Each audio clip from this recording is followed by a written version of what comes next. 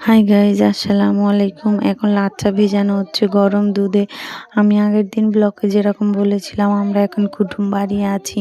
তো এখানে আমাদেরই জন্য খাতির যত্ন চলছে। এখানে শাক কাটা হচ্ছে রান্নার জন্য। এটা কি শাক আমি জানি না, কোনোদিনও খাইনি, তবে আজকে খেয়ে দেখবো কিরকম খেতে লাগে। আর প্রচুর রান্নার আয়োজন চলছে আমাদের জন্য। আমরা নতুন কুটুম বলে কথা, কোনোদিনও আসিনি, আজকে এসেছি। তো লিয়ের মাছ আছে গরুর মাংস, আরও আছে ডাল, শাক, চিংড়ি মাছ দিয়ে আরও অনেক কিছু রান্না বান্না চলছে।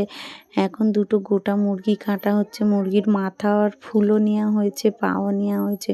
কোনোদিন অবশ্য আমি ফুলটি খাইনি, তবে আজকে খেয়ে দেখবো খেতে কীরকম লাগে। আর মুরগিটিকে এখন আগুনে পুড়িয়ে নেওয়া হচ্ছে, তারপর এটিকে কেটে রান্না হবে।